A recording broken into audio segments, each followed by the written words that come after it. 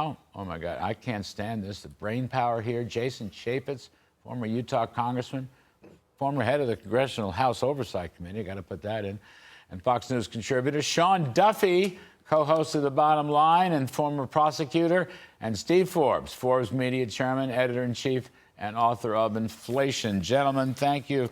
Sean Duffy, you were a prosecutor once upon a time.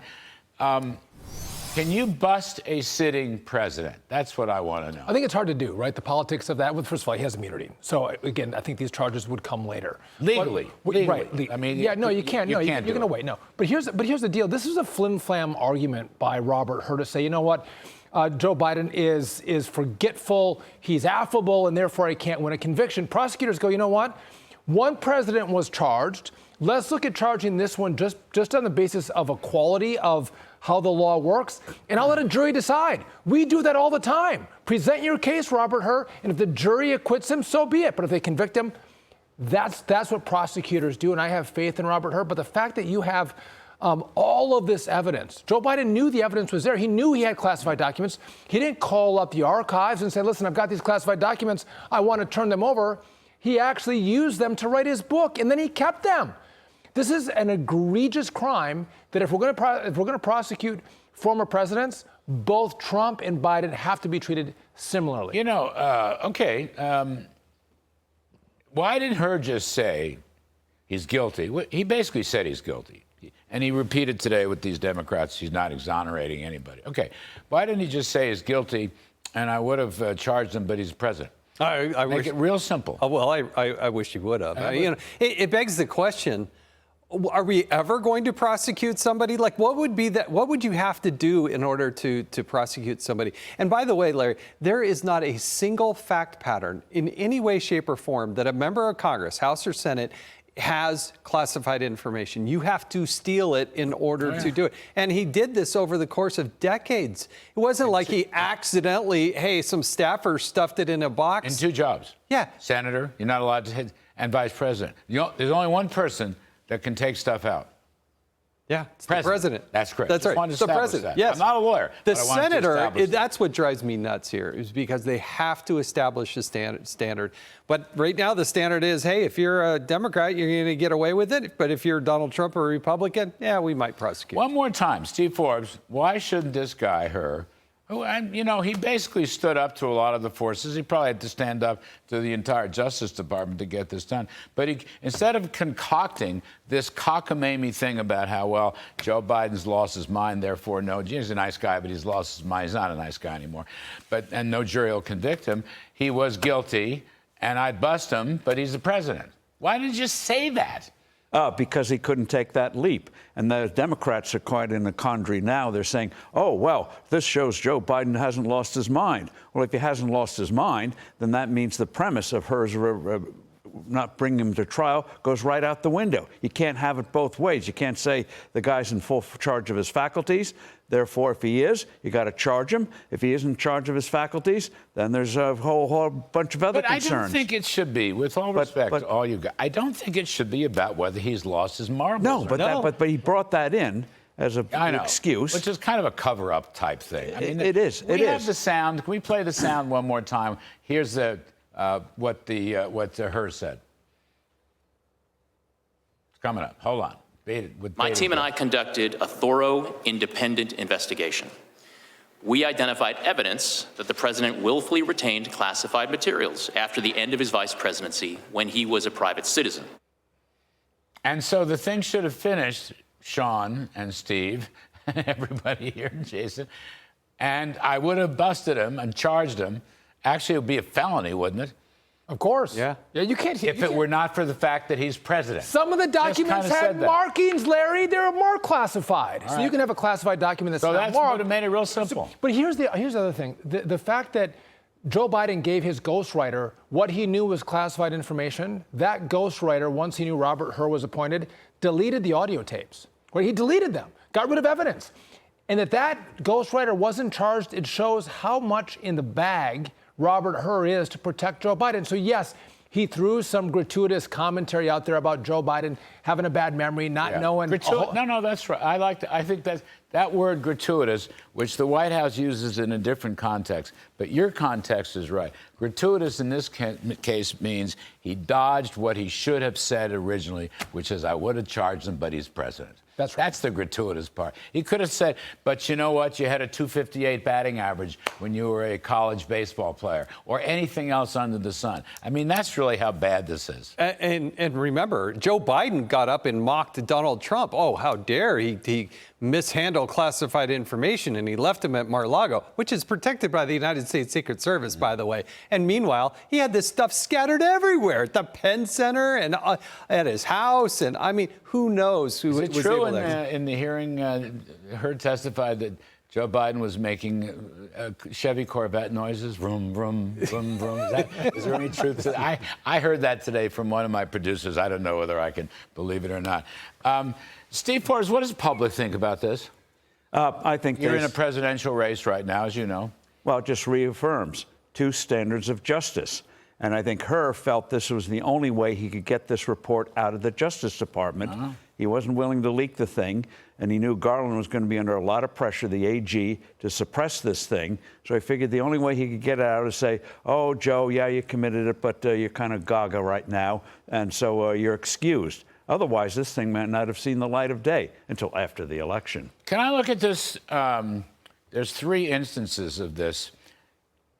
Charges taken away, documents you shouldn't have taken away. There's Hillary, who bleached how many? 30,000 or something like that? Yeah. She bleached them out like my old tennis shirts. There's Joe Biden, and there's Donald Trump. Only one has been charged. Donald Trump. How is that possible, Steve Forbes? This is America. Well, You all this is get America charged, being or perverted. no one gets charged or something. America being perverted by a deep state that is arrogant and needs to get a real thrashing. Comey made that decision on his own. He wanted Trump to lose. They're shocked that he got the nomination, even more shocked when they realized he could win the election. And Comey actually put Hillary in the losing column on Election Day. That's how Trump won, because he thought she was so sure to win, he said he's going to reopen the investigation.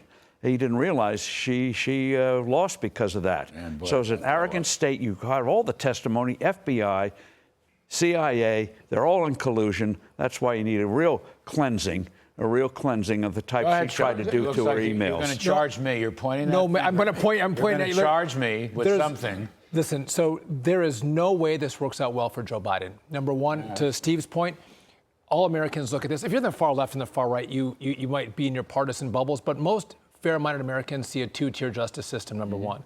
And number two, they read the Herr report and they understand that Joe Biden does have a failing mind, not because of what they read in the Herr report, but it's what they see on television day after day with his stumbles and fumbles and his slurring. So either way you cut it, I think Robert Herr's non-prosecution but layout of the mental state of Joe Biden is a death blow to Joe Biden in the re-election campaign in an election year. Jason Chaffetz, can I ask you something else? Sure. All right, I'm kind of bored with this whole thing. TikTok, Yes. please. Now's the time to throw them out. What do you make of this? Is bipartisan support, 50-0 in committee, goes to the House floor tomorrow. Trump said, all right, I'm not going to oppose it. You know, Trump just doesn't like Facebook. I get that and so forth. He knows it's wrong because our administration tried to sell ByteDance. Even Joe Biden's in favor of this. What do you make of this? Well, he says he's in favor of it, but his campaign is using it. So the idea that the White House is actually going to let this get to the finish line, I think, is just not going to happen. They'll stop it? Oh, I think it's a key election tool for them, and they much rather go for the power and win the White House than actually do what's good for national security, because they're trying to ban it for government issue, but they're trying to use it as a bludgeoning tool to win an election with the younger generation. That's an interesting point. No, I don't. I think it's going to. I think you have to put it. You mean they'll stop it in the Senate? Yeah, behind the scenes. It'll just barely not make it. I mean, it's an election year, and that's the way this is going to go. We're going to talk about this later in the show with Gordon Shank. But Steve Forbes, you know a lot about this stuff, media and so forth. I mean, we have a national security obligation to do something. Now, there's 150 million some odd. It's a very popular app. I get that. It's not going to be easy politically. But isn't this the right thing to do? Go after them? Well, they've laid out the solution. Divest. TikTok can continue to exist. People continue to use it, but it's not going to be part of the CCP. Very simple. Cut it off. And the CCP won't let them. I mean, Well, they oppose any divestment. I mean, that's just what they're saying. At the end of the day, they're going to lose the whole thing? I don't think so. So to Jason's point, I think they'll try to push it to after the election, but there's no way. I mean, in cranes, putting cameras in cranes and things like that. Isn't that something? Unbelievable. I mean, it was a very dramatic national security presentation by the FBI. I remember it as though yesterday it was a special meeting, all right? And the FBI came in and showed us these pictures of Huawei, right, Chinese phone company, ordinary, run-of-the-mill, Main Street, rural, wooden telephone poles with tiny little cameras on them, just happened to be very near military bases in the Dakotas and in Northern California. Is that what? Now, we threw Huawei out. We have to throw ByteDance out. They will send a spy balloon over our bases. They want to spy on our country. And I had a bill that I worked on with you when I was in Congress and you were in the White House. It was a reciprocity bill. Yes. And it was mostly on trade, to treat our trading partners the way they treat us. But this makes sense, too. They won't let Facebook or Twitter into China because it's a national security risk to China. The same thing applies for us. Apply the China rule.